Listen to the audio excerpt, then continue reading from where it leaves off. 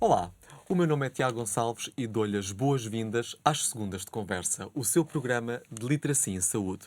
As Segundas de Conversa são um programa da Liga Portuguesa contra o Cancro em parceria com a TSF. E parece que chegamos ao último episódio do ano. E o tema que lhe trazemos hoje é, no mínimo, improvável. Improvável, mas muito pertinente. Vamos falar de ensaios clínicos.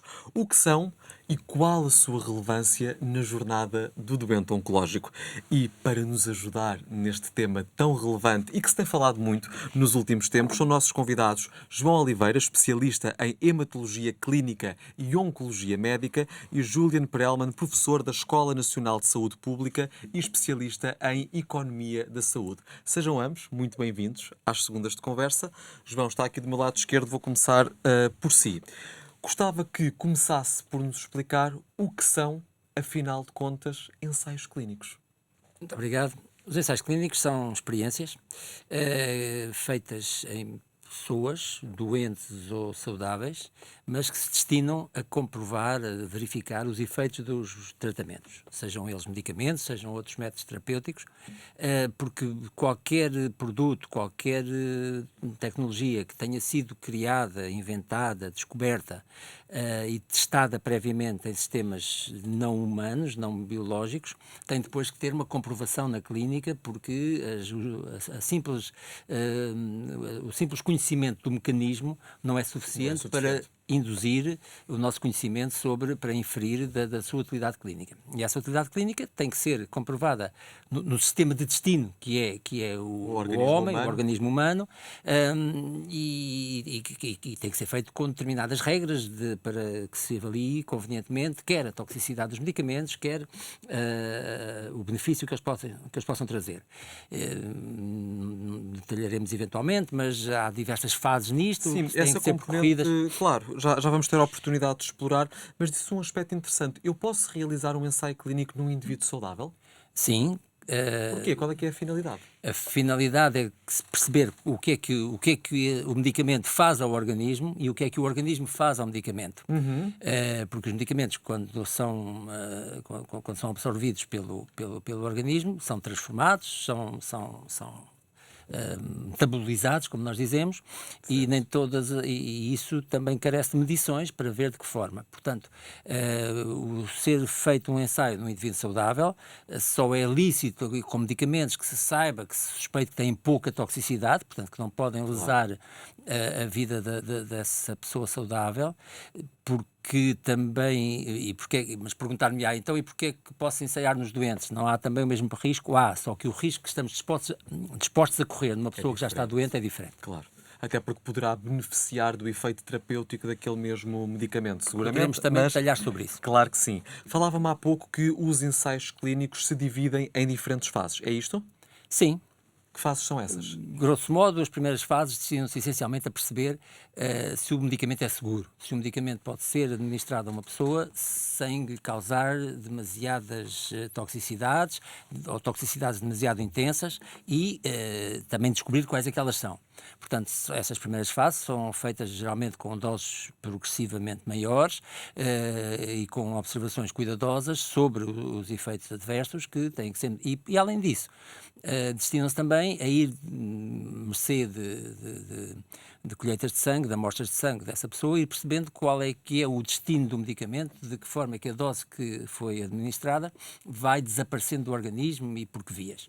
Os ensaios, essas são geralmente as primeiras fases. As segundas fases, embora não estejam destituídas da avaliação de toxicidade, já começam a destinar-se a perceber melhor qual é a eficácia do medicamento. Mas à medida que vamos andando nas fases, aumenta o número de pessoas que compõem cada uma das mesmas ou é ao contrário? Eventualmente, e também à medida que vamos evoluindo nestas fases, também vamos tendo mais segurança no teste e pode ser necessário introduzir mais pessoas nesse ensaio para conseguir ter uma dimensão mais fiel dos efeitos do medicamento. Mas diga-me, João, quando falamos aqui particularmente da oncologia, se não for através de ensaios clínicos, um doente oncológico também consegue ter acesso a tratamentos inovadores ou a via dos ensaios clínicos é a única através do qual o conseguimos fazer? Eu acho que deve ficar muito claro que a via dos ensaios clínicos não é uma via para acesso a medicamentos inovadores. Eu sei que essa maneira de pensar está muito difundida em todo o mundo, mas se estivéssemos cientes de que esse medicamento era benéfico para a pessoa, já não estávamos numa fase de ter que o ensaiar. Certo. A participação das pessoas em ensaios clínicos não deve ser vista como uma maneira de aceder a novos medicamentos benéficos, deve ser vista como uma participação num esforço de esclarecimento científico do que são os efeitos dos medicamentos e é nesse sentido que uma pessoa com uma doença deve ficar interessada em participar no ensaio clínico. Dito isto, é difícil dissociar isto de uma esperança de que aquele medicamento tenha efeito, mas para sermos realistas e justos, teremos que dizer que a participação no ensaio clínico é uma participação voluntariosa num esforço científico que está a ser feito e o benefício não é certo. E será avaliado em momento oportuno. Juliano, gostava que pensássemos agora um pouco na componente económica. Isto é, conseguimos estabelecer uma relação entre a realização de ensaios clínicos e um eventual impacto económico, portanto, um retorno em consequência da realização deste mesmo ensaio? Muito obrigado pela pergunta. Há uma coisa que primeiro que tem que ser dita, que os ensaios são caros, ou seja, primeiro representam custos. Estamos a falar de que ordem de valores? Eu estive à procura e não há grandes estimativas, mas aquelas que encontrei estão à ordem dos 20 milhões de euros. Por ensaio? Por ensaio. Ou seja, é muito caro, não é? Porque é preciso toda a questão do planeamento do ensaio, há um trabalho de mesa que tem que ser feito, de pensar qual é o número ideal de doentes, como é que vai decorrer o ensaio, em que momento é que os doentes vão ser tratados, quantos doentes é que nós vamos precisar, em que momento é que os vamos avaliar, e depois, em geral, para um ensaio ser bem feito, tem que ser feito em vários locais diferentes, em Portugal, na Alemanha, em vários locais ao mesmo tempo. Não acontece só numa região? Não. O ensaio, idealmente, tem que ser feito em várias regiões do mundo. Porque pode haver diferenças entre populações. Exatamente. Temos que ter uma população relativamente grande. Os melhores ensaios são populações grandes, feitas em locais diferentes. Ok. Portanto, é preciso chegar aos locais, encontrar os locais adequados, convencer os hospitais e os médicos a participar. E as pessoas? E as próprias pessoas, passar por comissões de ética, porque isto tem todo um processo ético muito, digamos, muito robusto, pelo qual temos que passar, pedir autorizações, pedir os consentimentos dos doentes. E depois há um aspecto sobre o qual ainda o João não falou, que é o aspecto da aleatorização. Ou seja, há como se fosse um sorteio. Não é? Vamos sortear uma parte dos doentes que fazem a medicação e uma parte dos doentes que não fazem a medicação. É o chamado placebo. Placebo. Vão tomar um medicamento que não faz nada. Não é? E, portanto, tem que haver esse sorteio. Temos que alocar as pessoas aos diferentes grupos, 2, 3, 4. E depois tem que haver esse tal acompanhamento. Tem que ser depois o custo de dar os medicamentos às pessoas e de fazer todo o seguimento. Claro, tem que haver essa medição. Mas eu consigo determinar de algum modo, imagine, eu estou a levar a cabo o ensaio A, no qual investi 20 milhões de euros. Eu consigo calcular o retorno que este ensaio tem do ponto de vista económico ou é algo mais complexo de se fazer? Depende. Retorno para quem? Para a sociedade? Retorno para a sociedade. Pronto. Primeiro podemos falar... Então, a sociedade é muita coisa, não é? A sociedade não quer dizer muito, não é? Retorno para a sociedade. O primeiro retorno é para a empresa, não é? Que desenvolve este medicamento. E aí pode correr bem como pode correr mal. Claro. Ou seja, imaginemos que este ensaio dá um resultado negativo. Ou seja, o medicamento é pior do que não fazer nada. Ou dá um benefício, ou não traz eficácia nenhuma. Portanto, aí esses 20 milhões perderam-se. Acabou-se. Certo. Obviamente, se correr bem, há um retorno para a empresa, que é esse medicamento, então, vai provavelmente ser autorizado, uma autorização centralizada a nível europeu, vai ser autorizado, significa que pode ser disponibilizado, pode ser vendido, provavelmente depois tem que passar pelo crivo das agências nacionais, portanto vai ser provavelmente comparticipado e financiado, o que faz que para a empresa vai haver um retorno potencialmente grande Por enfim, introduzir depende aquele do número de medicamento. doentes, por introduzir esse medicamento. Ok, não é? muito bem. Portanto, esse é que é o principal retorno, que é um retorno em termos da empresa comercializar digamos, a empresa vai crescer, vai ter mais emprego, vai poder desenvolver outras moléculas, etc. Claro. Depois há um retorno eventual, mas que em geral é de menor, que não tem nada a ver com o retorno para a empresa farmacêutica, que é um retorno local para, eventualmente, o hospital que participou no país onde participou. Pode haver uma não é? compensação a este nível. Pode haver, porque, obviamente, os seus ensaios para pedir para as pessoas participarem, digamos, os profissionais, há um pagamento ao hospital que é feito, não é? Portanto, tem um retorno para o hospital, o que pode levar o hospital a poder, no fundo, ganhar dinheiro para fazer outra investigação, para poder contratar, portanto, mas esse retorno é absolutamente marginal Comparativamente com o outro que não é? falávamos. Muito bem. João, gostava agora de lhe perguntar se, vamos supor que temos o doente A, nós em Portugal temos forma de saber, este doente A tem forma de saber que ensaios clínicos é que estão a decorrer e onde é que eles estão a decorrer? Existe uma base de dados, uma plataforma gerida ao nível do Infarmed. O Infarmed é a autoridade do a medicamento, Autoridade Nacional certo? do Medicamento, e onde é possível ter esse conhecimento. Mas deixe-me dizer-lhe que não é bom que isto seja visto como um mercado em que os próprios doentes escolhem um sítio onde se dirigirem, Claro. clientelizem para chegar a um ensaio clínico. O ensaio clínico deve ser algo próximo da prática clínica normal. Estamos a falar de doentes, não estamos a falar da atividade com voluntários sãos, como inicialmente conversámos. Mas, e devem ser os médicos conhecedores da situação clínica daquele doente e conhecedores dos ensaios que estão em curso, que propõem ao doente a participação no ensaio, falando-lhe do que está envolvido, dos riscos, dos benefícios, porque há uns riscos que são importantes. Quando o professor Perlman falou dos custos e do esforço do trabalho que é envolvido, em que o hospital é envolvido para participar no ensaio clínico, também os doentes têm um esforço que tem que ser feito, porque, repare, quando no ensaio precisamos de avaliar sistematicamente determinados parâmetros que são necessários para o ensaio, mas que poderiam não ser necessários para o tratamento estrito do doente. Certo. Exames de avaliação. Portanto, o doente vai ser mais estudado, é certo.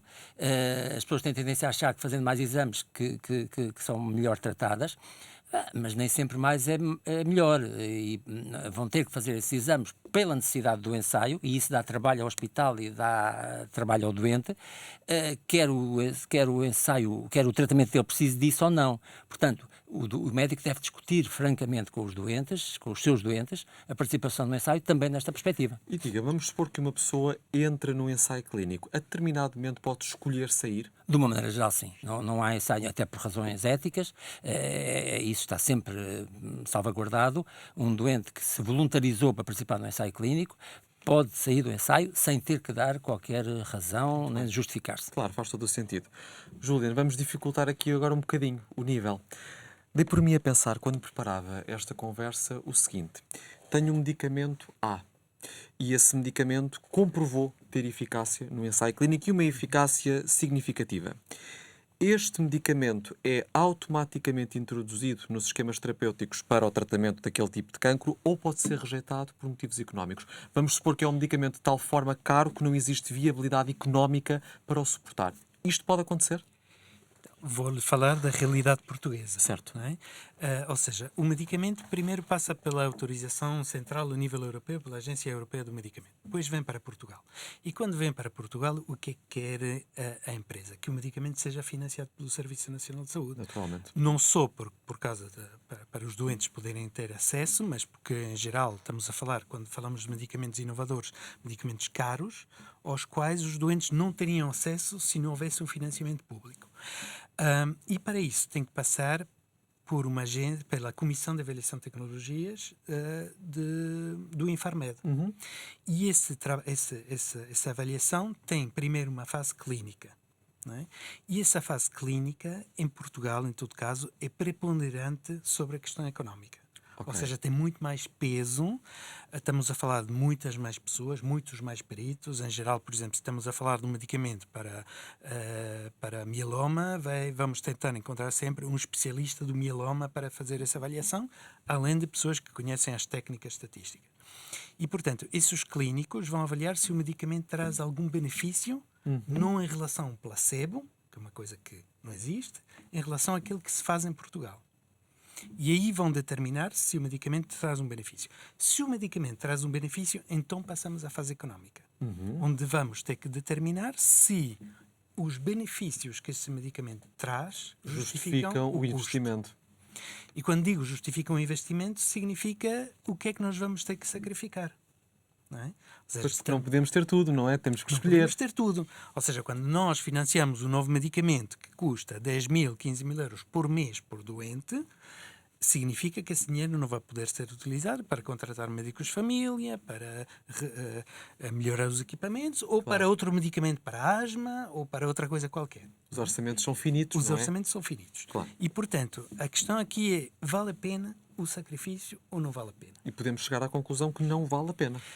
Sim, só que na prática, ou seja, sim, claramente sim, agora na prática isso não vai acontecer, ou seja, é muito, muito raro que isso aconteça. Ou seja, se os clínicos dizem este medicamento é bom, traz um benefício aos doentes, é muito difícil dizer que não por razões económicas. Mas repara uma coisa, peço desculpa interrompê-lo, mas julgo que faça sentido nesta fase.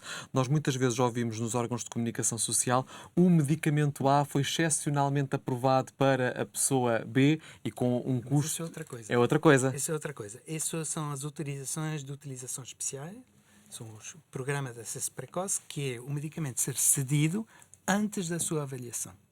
Não é? Ou inclusive antes da autorização da introdução no mercado. Mas o que é que pode levar a isso? Por exemplo, aqui na área oncológica. Então, o que pode levar a isso é uma situação na qual o medicamento está em fase de avaliação, ainda não sabemos, mas vê-se, no fundo aqui há critérios, que é, este medicamento é para pessoas que estão em situação muito grave, onde estão em risco de morte num futuro próximo, não é? Portanto, É uma situação o de risco limite. de vida, Claro. não é?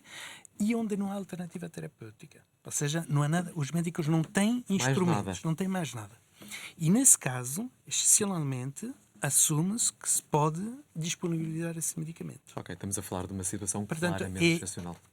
não é tão excepcional, mas é isso que acontece. Ou seja, existe essa possibilidade em Portugal, na legislação, de antes de haver qualquer avaliação clínica, económica, o que seja, em situações de grande gravidade e de ausência de alternativa, há esta possibilidade. Muito bem. Isto, Senhor. eu não sei se... Força, João. Este sistema configura em Portugal uma forma de atuar em relação aos medicamentos que é bastante liberal relativamente a outros países. Como assim?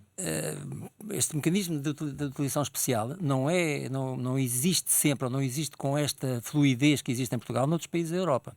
Ao contrário do que muitas vezes se diz, os doentes em Portugal têm acesso a medicamentos novos muito cedo e muitas vezes independentemente de se ter... Independente dos custos, certamente. Porque, como o professor Perman disse, a avaliação clínica tem mais peso na avaliação do que a avaliação económica. O valor terapêutico acrescentado do medicamento. Agora, também convém aqui assim, porque isto pode ser confuso, e é confuso mesmo para os profissionais, quais são os níveis. O facto de um medicamento ser aprovado para comercialização na União Europeia só quer dizer uma coisa, só quer dizer que ele não faz mais mal do que bem. Não tem que provar que é melhor que outros medicamentos. Ok. E depois, se o Serviço Nacional de Saúde vai decidir ou não introduzi-lo na sua prática, é que precisa desta avaliação farmacoterapêutica e farmacoeconómica, na qual se vai ver, primeiro, se ele acrescenta alguma coisa aos tratamentos mais baratos que já existiam e se aquilo que acrescenta mais compensa o preço maior que também vai ter. Portanto, são dois tempos diferentes. Um é como dizer que, como nos automóveis, que passou todos os testes de segurança e pode circular. O Serviço Nacional de Saúde vai decidir qual é a sua frota. Vai decidir qual é o conjunto de medicamentos Vai utilizar. E analisa-os um a um, claro, mas mesmo aí, e como foi descrito, dando sempre maior importância à avaliação farmacológica e terapêutica imensa. Devo dizer que os grandes hospitais em Portugal gastam quase tanto, e o professor Perman poderá ajudar-me nisso, gastam aproximadamente o mesmo em medicamentos do que em vencimentos, em salários, no pagamento ao seu pessoal. Portanto, e são essas as duas grandes despesas de um grande hospital em Portugal. Portanto, já daí se vê como é que é o peso. Né? Claro. João, tocou aqui um aspecto importante também. Falou-nos aqui do enquadramento especial que Portugal tem relativamente ao acesso a medicamentos e que isto não se verifica noutros países. Gostava de lhe perguntar como é que comparamos relativamente a outros países na realização de ensaios clínicos. São muitos, são poucos? Qual é que é a nossa realidade? A nossa realidade é boa em relação a outros países. Agora, convém não ter essa noção da dimensão de Portugal relativamente a outros países.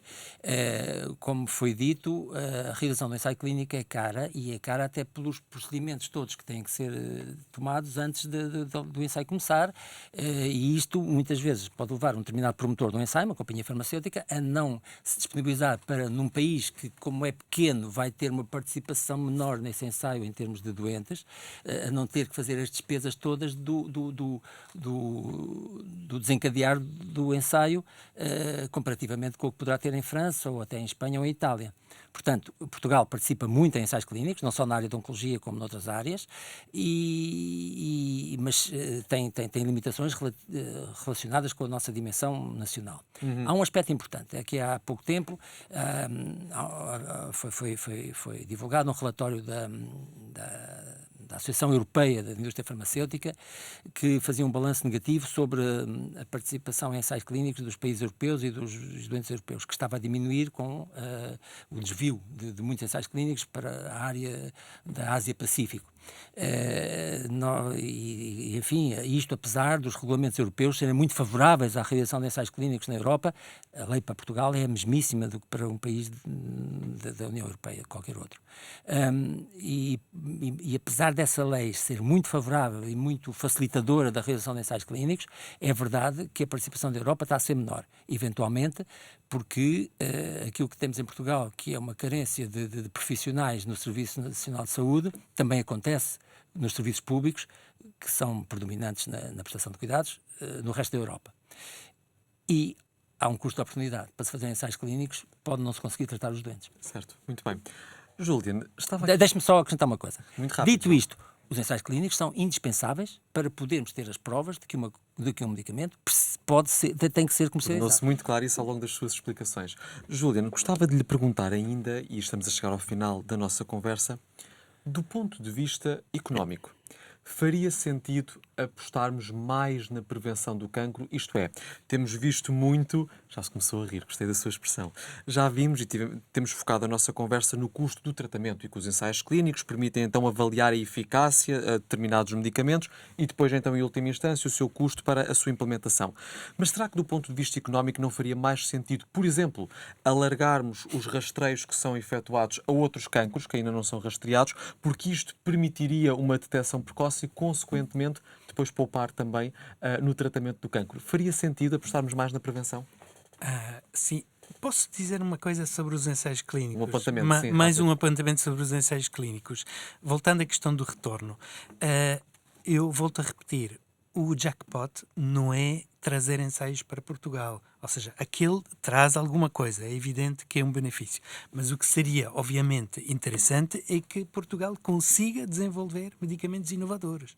Isso é que traz retorno económico para a sociedade. Apostar na inovação, certo. Apostar na inovação.